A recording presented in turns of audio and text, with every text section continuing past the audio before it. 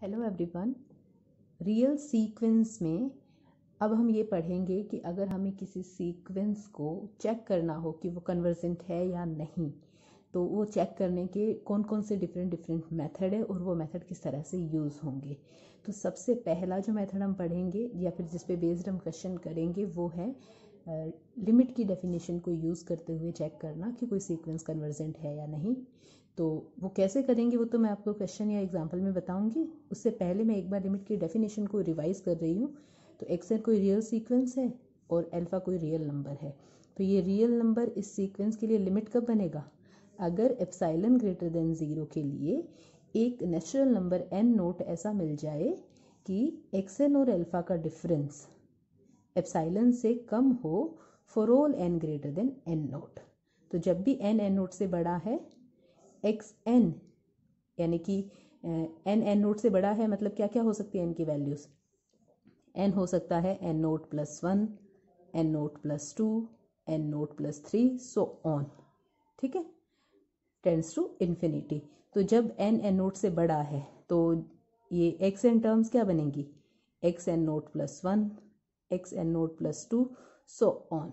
ठीक है, तो ये जो टर्म्स है ना, जब n नोट से बड़ा है तो ये टर्म्स का और अल्फ़ा का डिफरेंस एप्सिलॉन से छोटा है, यानी कि ये बीच में हमारा अल्फ़ा, तो अल्फ़ा का ये जो एप्सिलॉन नेबरहुड है ये अल्फ़ा माइनस एप्सिलॉन, ये अल्फ़ा प्लस एप्सिलॉन। तो जैसे n नोट से बड़ा है ये सारी टर्म्स इस एप्सिलॉन नेबरहुड के अंदर लाई करनी चाहिए। अंदर लाई करेगी तभी तो उस टर्म का और अल्फ़ा का डिफरेंस एप्सिलॉन से कम होगा। ठीक है, तो ये जो सारी टर्म्स हैं xn note plus 1, xn note plus 2, xn note plus 3, ये सारी की सारी इस एप्सिलॉन नेबरहुड में लाई करनी चाहिए अल्फ़ा के। ठीक है, और बाहर कौन सी टर्म्स होंगी? बाहर जब n नोट से छोटा है, यानी कि x1 है, x2 है, कहाँ तक? xn नोट तक। तो ये n नोट टर्म्स जो है ये इस नेबरहुड से बाहर लाई कर सकती है और बाकी सारी टर्म्स इस नेबरहुड के अंदर लाई करेगी। मतलब अल्फ़ा लिमिट कब बनेगा? जब सीक्वेंस की इनफाइनाइट टर्म्स उसके नेबरहुड के अंदर लाई करे और फाइनाइट टर्म्स बाहर लाई करे। तो ये डेफिनेशन हम ऑलरेडी पढ़ चुके थे, हमें इसे यूज़ करके सीक्वेंस को कन्वर्जेंट कैसे चेक करना है वो देखना है। तो उसके लिए हम एक एग्जांपल या एक क्वेश्चन लेते हैं।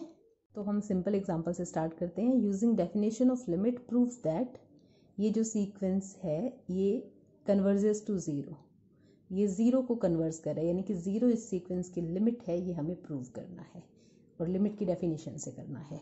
तो सॉल्यूशन देखिए कैसे करेंगे। हम एप्सिलॉन ग्रेटर देन 0 ले लेंगे। ठीक है, और इस तरह से ले लेंगे कि nth टर्म और लिमिट इसकी 0 प्रूव करनी है ना हमें, और 0 का डिफरेंस जो है वो एप्सिलॉन से छोटा है। ठीक है, तो हमने एप्सिलॉन ग्रेटर देन 0 ले लिया और हमने ये मान लिया कि xn, और ये हमारा अल्फ़ा हो गया क्योंकि हमने जब डेफिनेशन लिखी थी तो हम लिमिट को अल्फ़ा मान के चल रहे थे। तो xn minus alpha less than epsilon है। ठीक है, अब हम इस कंडीशन से n नोट फाइंड आउट करेंगे। इस तरह से फाइंड आउट करेंगे कि n जो है वो ग्रेटर देन हो जाए n नोट।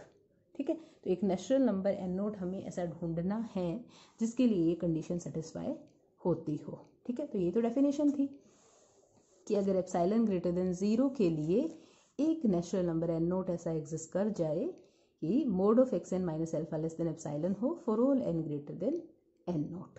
ठीक है, तो हमने एप्सिलॉन अज्यूम कर लेना है और साथ में हमने ये वाली कंडीशन भी अज्यूम कर लेनी है और हमें सॉल्व करके n greater than n note वाली कंडीशन तक पहुंचना है, मतलब n नोट फाइंड आउट करना है।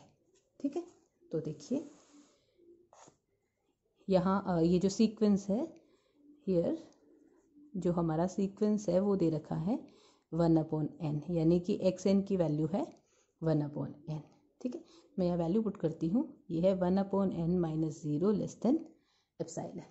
ठीक है, 1/n हमें पता है पॉजिटिव नंबर ही होता है क्योंकि n नेचुरल नंबर है, तो 1/n पॉजिटिव ही रहेगा, नेगेटिव तो होगा नहीं क्योंकि नेचुरल नंबर्स में नेगेटिव आते ही नहीं है, तो हमें इस पर मोड लगाने की ज़रूरत नहीं है। तो ये बन रहा है 1/n less than epsilon. Condition हमें n greater than n note type की बनानी है। ठीक है, तो n जो है वो ग्रेटर देन बनना चाहिए। तो हम ऐसा करते हैं जैसे इसके अपॉन में 1 है तो क्रॉस मल्टीप्लिकेशन करेंगे तो एप्साइलन की जगह पे n आ जाएगा, तो n ग्रेटर देन 1/एप्साइलन।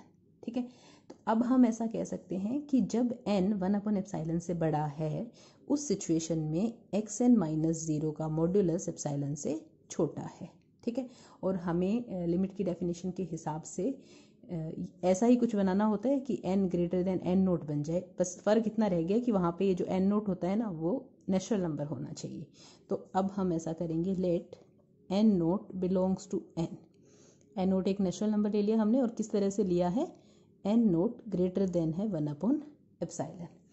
तो 1/एप्साइलन से जस्ट बड़ा जो नेचुरल नंबर है वो हम n नोट ले लेंगे।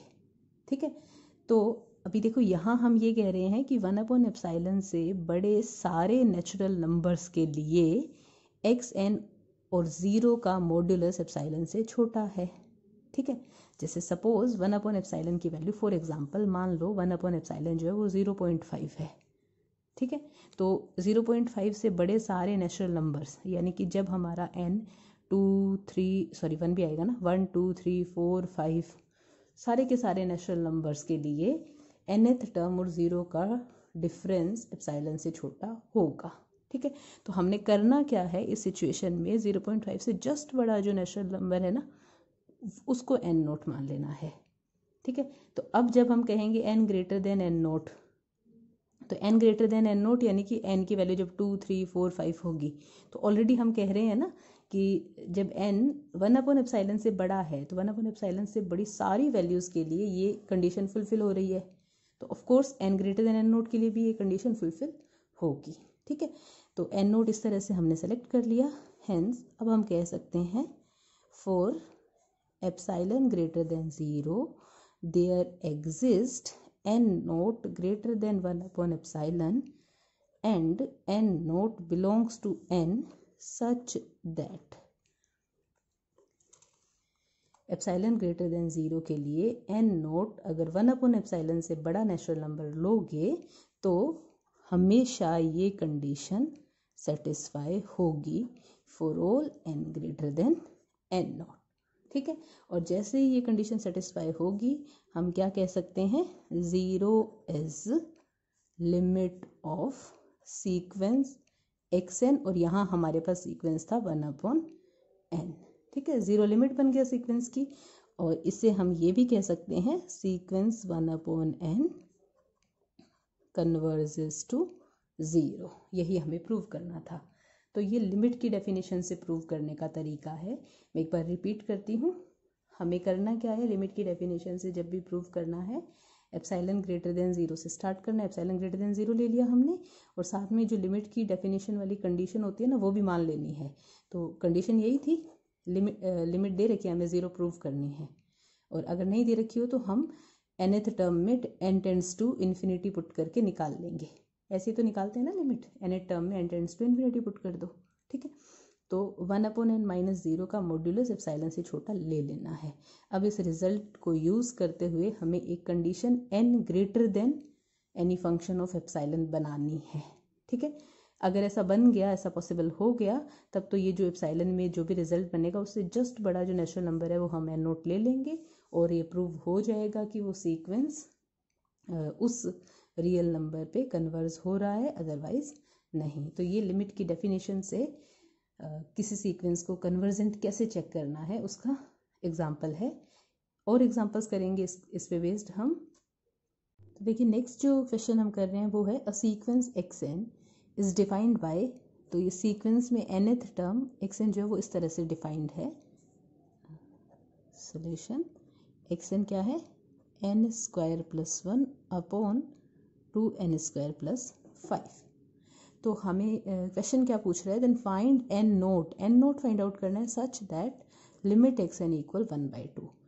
1/2 इस सीक्वेंस की लिमिट बन जाए, उस सिचुएशन में n नोट की वैल्यू क्या होगी ये हमें फाइंड आउट करना है। ठीक है, तो n नोट तो आता ही लिमिट की डेफिनेशन में है, तो हमें इसे लिमिट की डेफिनेशन से सॉल्व करना है, और हमें लिमिट जो है वो दे रखी है 1/2 बननी चाहिए। और जैसे मैंने कहा अगर नहीं दे रखी हो तो हम nth टर्म में limit n tends to infinity put करके फाइंड आउट कर लेंगे। ठीक है, तो ये जो nth टर्म है इसमें आप n टेंड्स टू इन्फिनिटी लोगे तो limit n tends to infinity, मैं nth टर्म लिख रही हूँ यहाँ पे, n square plus 1 upon 2n square plus 5। तो limit n tends to infinity, n square common ले लो, क्योंकि जब भी n टेंड्स टू इन्फिनिटी आपको लिमिट पुट करनी हो तो कोशिश करो कि यहाँ 1 अपॉन n की फॉर्म बने, ताकि n टेंड्स टू इन्फिनिटी करो तो 1 अपॉन n 0 हो जाए। ठीक है, तो n स्क्वायर कॉमन लिया हमने, तो ये बना 1 प्लस 1 अपॉन n स्क्वायर, और नीचे 2n स्क्वायर कॉमन ले लो तो ये बनेगा 1 प्लस 5 अपॉन 2n स्क्वायर। इस n स्क्वायर से ये n स्क्वायर कैंसिल हो गया। अब जैसे ही n टेंड्स टू इन्फिनिटी लोगे, ये 1 अपॉन इन्फिनिटी 0 और ये 5 अपॉन इन्फिनिटी 0, तो ऊपर 1 बचेगा और नीचे 2 बचेगा, तो वैल्यू आ गई 1/2।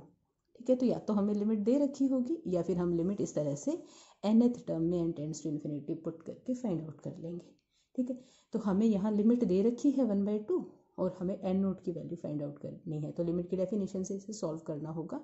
तो जैसे मैंने अभी बताया कैसे सॉल्व करेंगे लिमिट की डेफिनेशन से, लेट एप्सिलॉन ग्रेटर देन 0। ठीक है, and let mode xn minus limit यानी कि 1/2 लेस देन एप्सिलॉन। ठीक है, अब इसकी वैल्यू पुट करो xn की, तो ये बनेगा n square plus 1 upon 2n square plus 5 minus 1/2 less than epsilon. ठीक है, अब इसको सिंप्लीफाई करते हैं, तो एलसीएम ले लिया हमने, तो ये बनेगा 2n square plus 2 minus 2n square minus 5 less than epsilon. 2n square से 2n स्क्वायर कैंसिल हो गया, तो ये बन रहा है -3 अपॉन 2n स्क्वायर प्लस 5। ठीक है, मॉड्यूलस है तो माइनस प्लस में चेंज हो जाएगा और बाकी सब पॉजिटिव ही है। देखो 3 पॉजिटिव, 2 पॉजिटिव, n स्क्वायर है तो पॉजिटिव, और अगर n स्क्वायर नहीं होता तो भी पॉजिटिव होता है, n हमें पता है नेचुरल नंबर होता है। ठीक है, तो ये मॉड्यूलस हटा देंगे हम और माइनस को प्लस लिख देंगे, तो ये बन गया 3 upon 2n square plus 5 less than epsilon. हमें यहाँ से n greater than function of epsilon बनाना है। ठीक है, तो हम ऐसा करते हैं, वही क्रॉस मल्टीप्लिकेशन वाला तरीका, तो 3 अपॉन 2 एप्सिलॉन लेस देन आएगा 2n स्क्वायर प्लस 5, तो यहाँ पे 2n स्क्वायर ग्रेटर देन आ जाएगा 3 अपॉन 2 एप्सिलॉन माइनस 5, यानी कि 3 माइनस 10 एप्सिलॉन अपॉन 2 एप्सिलॉन। ठीक है, तो n स्क्वायर आ गया greater than 3 minus 10 epsilon upon 4 epsilon, यानी कि n आ गया greater than √3 minus 10 epsilon upon 4 epsilon. तो जब भी n इस नंबर से बड़ा होगा, हमारा xn और 1/2 का जो मॉड्यूलस है वो एप्सिलॉन से छोटा होगा। ठीक है, तो n नोट हमें ढूंढना था, तो n नोट क्या होगा, hence n naught belongs to n is such that, हमें इस नंबर से जस्ट बड़ा नेचुरल नंबर ले लेना है, n naught greater then 3 minus 10 epsilon upon 4 epsilon. ठीक है, तो ये n नोट की वैल्यू हो जाएगी, जिसके लिए हमारा सीक्वेंस xn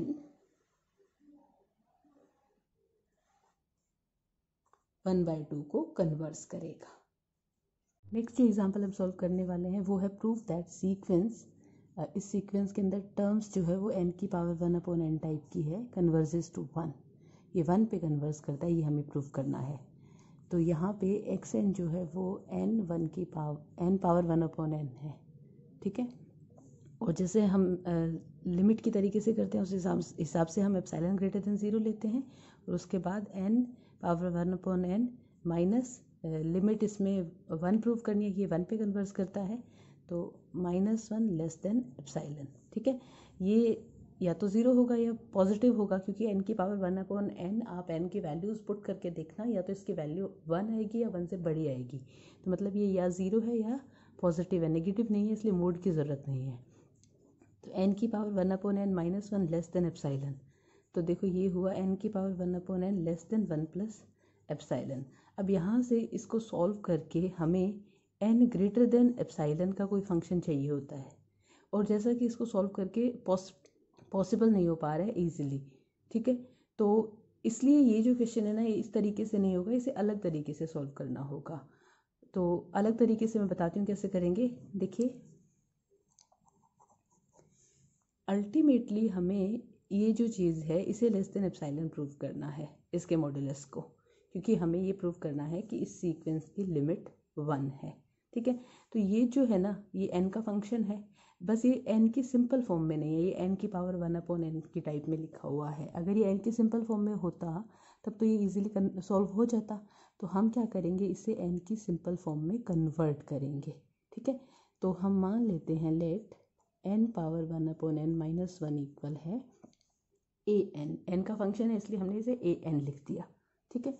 अब हम इसे लिख सकते हैं n की power 1/n equal 1 plus an। ये n इक्वल बनेगा 1 प्लस an की पावर n, ठीक है। n इक्वल ये हम बाइनोमियल एक्सपेंशन से खोल के लिखते हैं, तो ये बनेगा 1 plus n minus 1/2 factorial an square plus next term आती है n minus 2/3 factorial an cube, so on, इस तरह से चलता जाता है बाइनोमियल एक्सपेंशन, ठीक है। अब देखिए n बराबर है इतनी सारी टर्म्स के सम के, ठीक है। और ये सारी टर्म्स ना आप n की वैल्यूज पुट करके देखना, या तो पॉजिटिव आएगी क्योंकि an तो ग्रेटर देन इक्वल 0 है ही, क्योंकि an हमने इसे माना है और हमें पता है ये या तो 0 है या फिर पॉजिटिव है, ठीक है। और n जो है वो भी हमें पता है 1 2 3 पॉजिटिव होता है, ठीक है। यहाँ पर देखो, ये n अगर 1 होगा तो ये 0 हो जाएगा, n अगर 2 होगा तो ये पॉजिटिव आएगा, 3 होगा तो पॉजिटिव आएगा, तो ये सारी टर्म्स जो है वो पॉजिटिव हैं, ठीक है। तो अगर हम ये कह रहे हैं कि n बराबर है इतनी सारी पॉजिटिव टर्म्स के सम के, तो अगर हम यहाँ पे सिर्फ एक ही टर्म रखें, बाकी टर्म्स हटा दें, तो n ग्रेटर हो जाएगा, बड़ा हो जाएगा ना। देखिए, हमें पता है 5 जो है वो इक्वल होता है 3 + 2 के, 3 भी पॉजिटिव 2 भी पॉजिटिव। अब अगर मान लो मैं इधर से 2 हटा देती हूँ, सिर्फ 3 रखती हूँ, तो 5 बड़ा होगा ना इससे, बस यही चीज़ कह रही हूँ मैं यहाँ पर।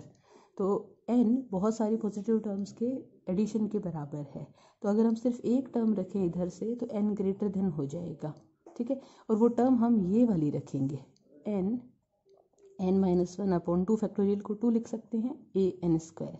ऐसा हमने इसलिए किया क्योंकि हमें an जो है ना, इसको लेस देन एप्सिलॉन की फॉर्म में चेंज करना है।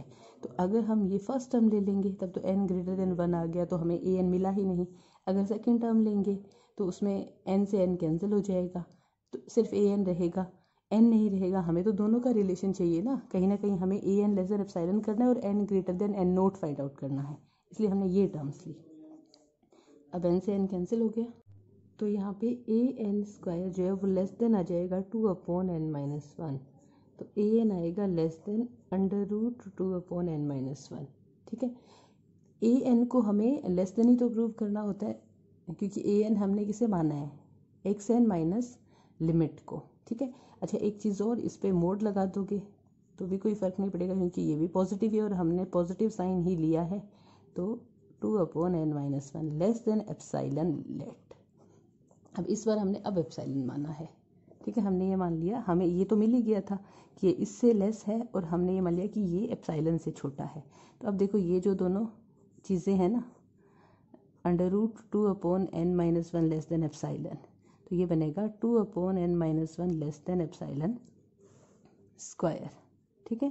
तो ये बनेगा n माइनस 1 ग्रेटर देन 2/एप्सिलॉन स्क्वायर, n ग्रेटर देन 2/एप्सिलॉन स्क्वायर प्लस 1।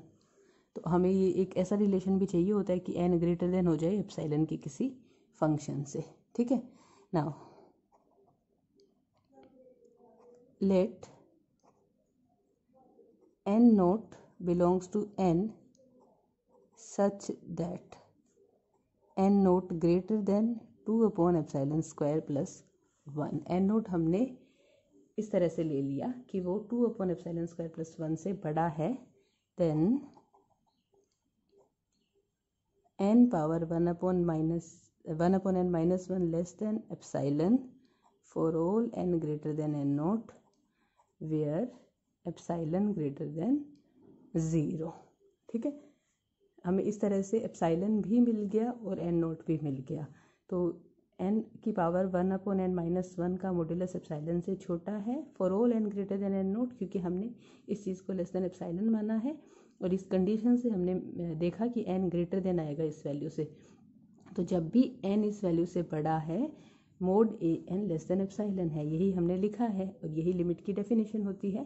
तो it implies sequence n power 1/n converges to 1। ये 1 पे कन्वर्ज हो रहा है और यही हमें प्रूव करना था। अभी तक तो हमने लिमिट की डेफिनेशन से किसी सीक्वेंस को कन्वर्जेंट कैसे चेक करते हैं ये देखा। अब दूसरा एक तरीका हो सकता है, देखिए सपोज हमारा जो सीक्वेंस है ना वो है n। ठीक है, तो हमने एक थ्योरम पढ़ी थी, 2 थ्योरम्स पढ़ी थी in fact. Every convergent sequence is bounded, her convergent sequence bounded होता है। And every convergent sequence has a unique limit, उसकी एक यूनिक लिमिट एग्जिस्ट करती है। ठीक है, तो कंट्राडिक्शन से प्रूव करना। अब यहाँ पे हमारे पास ये सीक्वेंस है, हमें इसे कन्वर्जेंट है या नहीं ये चेक करना है। तो अगर हम ये बाउंडेड ना हो, अनबाउंडेड हो जाए, तो हम कह सकेंगे कि ये कन्वर्जेंट नहीं है, क्योंकि कन्वर्जेंट होने के लिए बाउंडेड होना नेसेसरी है। ठीक है, तो एक ये तरीका हो सकता है कंट्राडिक्शन वाला। अब यहाँ पे जो सीक्वेंस है इसमें टर्म्स n टाइप की है और अगर हम इसकी टर्म्स को लिखें तो ये बनेगी 1 2 3 4 5 सो ऑन।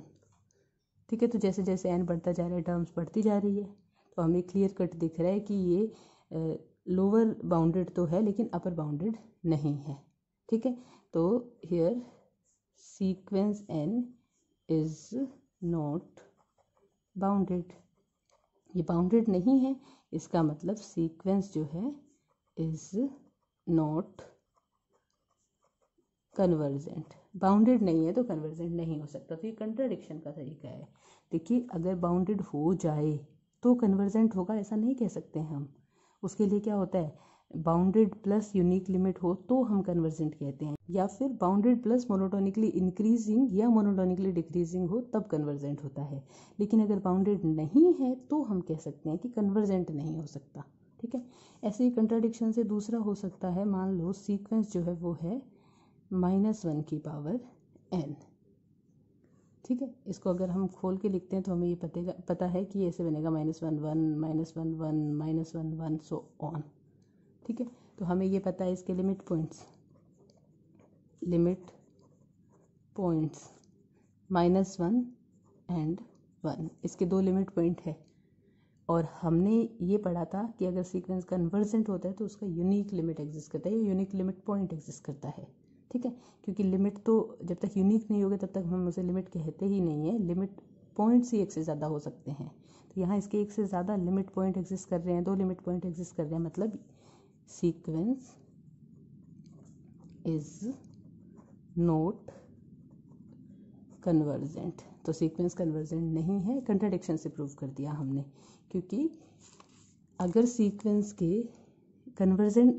कन्वर्जेंट होता है तो उसके लिए यूनिक लिमिट पॉइंट एग्जिस्ट करता है, या फिर उसे जब यूनिक बनता है लिमिट पॉइंट तो उसे हम लिमिट कहते हैं, तो उसकी यूनिक लिमिट एग्जिस्ट करती है। तक हमने 2 तरीके से देख लिया कि सीक्वेंस को कैसे कन्वर्जेंट है या नहीं ये चेक करते हैं, पहला लिमिट की डेफिनेशन से और दूसरा कंट्राडिक्शन से।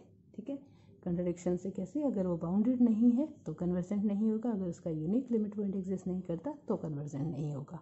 अब तीसरा तरीका जो कि हम सबसे ज़्यादा यूज़ करेंगे वो है मोनोटोनिकली इंक्रीजिंग प्लस बाउंडेड या फिर मोनोटोनिकली डिक्रीजिंग प्लस बाउंडेड।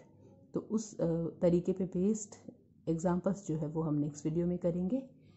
इसमें अगर कोई डाउट हो आपको तो आप मुझसे पूछ सकते हैं। Thank you very much.